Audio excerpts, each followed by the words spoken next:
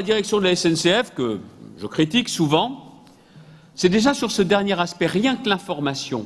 Je ne comprends pas comment, 21e siècle, on n'a pas ce souci avant tout de l'usager. C'est vrai que c'est un usager, ce n'est pas un client. Parce que s'ils étaient clients, ils auraient vraiment le choix. Aujourd'hui, ils ne l'ont pas. L'ouverture à la concurrence donnera une part de choix. Et moi, je suis attaché à cette entreprise publique. Je suis attaché à la SNCF. Comme je suis attaché à une grande entreprise publique comme EDF. Sauf que le problème, et là aussi, ce serait peut-être le seul point sur lequel je vous rejoins, mais même pas sur la date, les problèmes ne datent pas de 20 ans à cause de la méchante Europe, parce que pour vous, c'est que la méchante Europe. Ça remonte à plus que ça, à cause des différents gouvernements, de droite comme de gauche. Même des gouvernements auxquels j'ai appartenu, même si je n'ai pas été en charge des transports, il y a une part de responsabilité.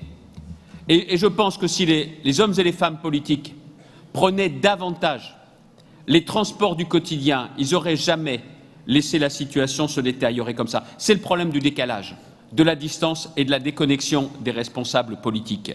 Parce que sur tous ces sujets, depuis plus de 30 ans, il n'y a pas eu les investissements publics nécessaires. Et on a filé la dette, et on a laissé filer la désorganisation, en soumettant parfois dans le dernier quinquennat la direction de la SNCF à des injonctions contradictoires. Réformer. Oh là là, non mais si vous réformez, ça va bouger des choses, il va y avoir des mouvements. Ne réformez plus. Parce que la question qui est posée, au-delà même du statut, c'est la question de l'organisation du travail. Quand des entreprises étrangères ou françaises, peut-être même qu'il y aura des filiales de la SNCF qui viendront soumissionner, ils nous disent quoi? C'est avec une organisation du travail différente, et même pas en faisant bosser les gens 70 heures. Hein. C'est qu'une organisation du travail plus rationnelle, qu'on est capable de faire des économies d'échelle et de nous y retrouver. C'est ça le véritable enjeu aujourd'hui. Et moi, ce que je demande, c'est que la loi qui est en train d'être finalisée au Sénat nous donne la possibilité d'ouvrir à la concurrence sereinement. Ça sera quoi? 10%, 15%, 20% maximum? J'en sais rien, peut-être plus au niveau de 15%. Mais ça permettra de réveiller la direction de la SNCF et aussi l'État qui va être obligé de reprendre une partie de la dette. On a vu les chiffres qui ont été donnés dans la journée, parce que je crois qu'il y a le rapporteur du texte qui a enfin vendu la mèche. Ça sera 30 à 35 millions d'euros. Et ce n'est pas un scoop. 10 milliards, la Commission européenne, depuis le départ, dit de toute façon qu'il n'y a que la dette historique qui peut être reprise. Mais bon, le gouvernement ne voulait pas l'annoncer avant, ce que vous pensez, avec les chiffres à donner à Bruxelles, ça pouvait faire mauvais genre dans le tableau. La vérité, c'est que plus tôt vous dites la vérité, plus c'est décontracté pour tout le monde. Donc voilà où on en est, l'ouverture à la concurrence. Ça, c'est vrai que c'est l'Europe qui nous le dit. Mais la question des petites lignes, c'est pas ça la question. C'est pas la méchante Europe. C'est la question de savoir si, à Paris, et là c'est une responsabilité non pas de la SNCF, mais du ministère, est-ce qu'on croit encore à l'aménagement du territoire? Et au fait, l'aménagement du territoire, qui s'en occupe? C'est encore l'État ou ce sont les régions? Mais à la limite, si ça les intéresse plus, moi je vous le dis, moi ça m'intéresse de gérer l'aménagement du territoire. Vous aussi, ça vous intéresse? Parce que les petites lignes, c'est quoi? C'est les petites gens qu'on va laisser disparaître comme ça. Il n'y a pas de petites lignes, il n'y a pas de petites gens. Il y a des gens qui habitent partout sur le territoire et qu'on n'a pas obligé à quitter leur domicile, à quitter leurs habitudes pour aller vivre dans les métropoles. Parce que ce n'est pas forcément le bonheur des métropoles qu'on créera et ce ne sera pas forcément le bonheur de ces gens-là qui iront vivre dans les métropoles. C'est ça l'aménagement du territoire, c'est ça l'équilibre du territoire. Ça coûte un peu d'argent? Ah oui, c'est vrai. C'est pas forcément rentable? Oui. Et la santé, alors, c'est rentable? Non, parce que c'est aussi un service public. C'est ça la question qui est posée. C'est un mec de droite qui vous le dit. La question qui est posée, c'est est-ce que c'est la rentabilité pure? Est-ce que c'est uniquement le fric qui compte? Est-ce que c'est les financiers qui prennent le pouvoir sur les ingénieurs et sur les techniciens? Parce que c'est ça qui est en train de se passer dans cette société, pas seulement qu'est la SNCF, mais aussi qu'elle... Et je pourrais très bien vous faire le coup, et vous savez, en fermant un peu les gares, en enlevant les contrôleurs, on ferait des économies. Je vous propose une convention où on fait même des économies. Oui, on pourrait.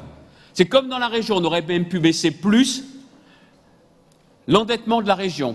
Sauf que du coup, on n'aurait pas fait des différentes politiques favorables au travail et à l'emploi. Pourtant, on sait faire, on a réduit l'endettement, on est capable de baisser la dépense publique, mais je pense au bout d'un moment que mon ambition finale n'est pas d'obtenir une bonne note, ni de l'Europe, ni des agences de notation. C'est important, les agences de notation, parce que c'est ce qui me permet, je dis sous le contrôle de Jean-Pierre Bataille, de pouvoir ici emprunter moins cher, mais il y a un équilibre à trouver. Et la politique, si elle veut marcher, si elle veut réussir, surtout en ces temps où les populistes de tous bords attendent avec impatience que la misère grandisse, ça vaut la peine d'apporter des solutions à nos concitoyens. Et c'est ce que nous essayons de faire, nous. Et c'est toute la différence entre nous et vous. Et derrière cela, je prends un exemple concret, voilà pourquoi cette motion est importante. Abbeville-le-Tréport. Oui, la ligne va être interrompue parce qu'il y a des travaux à faire. Et on n'arrive pas pour l'instant à provoquer une réunion. Pour l'instant, on doit s'en tenir à la lettre de novembre 2017 de Madame Borne qui nous dit non, pas besoin. Comme vous êtes en train de faire des travaux sur la partie Beauvais-Le Tréport, vous n'avez pas besoin d'Abbeville-Le Tréport. Et puis il y a une partie de la direction régionale de la SNCF qui nous dit vous savez, c'est bien les bus, hein. Il y a déjà des bus, c'est bien les bus, hein. Non, franchement, hein. Enfin, pour moi, les bus, c'est pas la SNCF. Et puis je suis pas d'accord avec ça. Je suis pas d'accord. Parce que le temps de trajet n'est pas le même. Parce que la sécurité n'est pas le même. Parce que le respect de l'environnement, c'est pas la même chose. Alors vous allez me dire, oui, le jour où il y aura des bus à hydrogène, ce sera forcément mieux. Même aujourd'hui, c'est mieux. Alors derrière, c'est 40 millions d'euros. Nous, on dit aujourd'hui, on est prêt à mettre 20 millions d'euros. Oui, je sais, c'est compliqué pour nous de mettre 40 millions d'euros tout seul. Et en plus, c'est pas juste, c'est pas logique. Et c'est pas ça, les textes d'aujourd'hui. En tout cas, c'est pas notre conception d'aujourd'hui. Alors on demande à la ministre, Madame la ministre, une réunion en bonne et due forme. Vous, nous, la SNCF, Hervé Morin, les élus normands, et puis aussi les élus, notamment deux qui se sont particulièrement mobilisés, Emmanuel Maquet, Sébastien Jumel. Tiens, ils ne sont pas du même bord, je m'en fous. Mais pour dire, voilà, avec aussi les élus concernés, Abbeville, Le Tréport, entre les deux, voilà. Nous, on met 20 millions d'euros aujourd'hui. Comment on fait la maille? Comment on trouve le reste? Mais on me dit, c'est pas grave, il n'y a que 50 personnes par jour. Ah oui, on fait quoi les 50 personnes? Les 50 familles, elles disparaissent. Ah, j'ai oublié de vous dire, Abbeville, très très belle gare. Franck Dersin est allé dernièrement recevoir un prix, la plus belle gare de France. C'est malin, on est la plus belle gare de France, mais il n'y a plus de trains qui vont partir pour le Tréport. Elle est où la cohérence? Ah, j'ai oublié de vous dire, on parle de la côte picarde et d'une partie de la côte normande avec le Tréport. Ok. Le tourisme, c'est important pour nous, oui, mais il n'y aura plus de train. Désolé, hein. Je vous le dis très clairement, ce qui est en train de se jouer, c'est la façon dont va évoluer ce pays. Est-ce que ce pays se résumera à de l'activité dans les très grandes métropoles ou sur, bien évidemment, Paris, ou est-ce qu'il y aura toujours de l'activité et de la vie partout? C'est ça qui est en train de se jouer. Et je vous le dis, tant que je serai à la tête de cette région, je veillerai à marcher sur les deux jambes. Il y a des métropoles et des grandes villes, il y a une ruralité qui ne veut pas crever. C'est ça dont il s'agit. Et si certains aujourd'hui en profitent, c'est parce qu'eux, ils aimeraient bien non seulement accuser ce qu'ils dénoncent, l'Europe, mais surtout qu'il n'y ait pas de solution trouvée.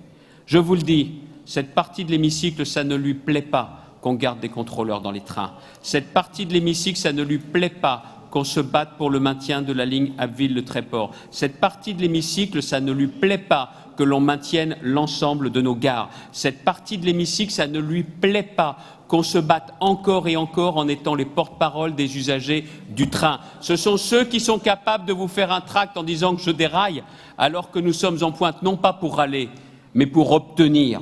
Je me souviens de ce matin à la gare de Creil, où j'étais allé voir lors de l'immersion dans l'Oise, des usagers qui étaient là en nous remerciant parce qu'il n'y avait pas d'élection, il y avait les élus qui étaient là. Oui, très bien. Et il y a aussi une dame qui est venue me voir, en me disant, de toute façon, vous venez, mais ça ne sert à rien. Elle dit, j'ai rendu ma carte d'électeur il y a plus de 10 ans et je ne suis pas prêt de la reprendre parce que vous êtes comme vos prédécesseurs, je ne vois pas comment et pourquoi vous obtiendrez plus. De cette rencontre entre les gens qui étaient plutôt sympas et cette dame, j'ai retenu cette dame. Et je me suis dit que mes prédécesseurs avaient râlé avec la SNCF et qu'ils n'avaient pas obtenu grand-chose. Je jette la pierre à personne. Mais moi, mon rôle, en me battant, comme on l'a fait au niveau national, dans les médias nationaux, oui, je connais les codes médiatiques et politiques, pour faire bouger les choses.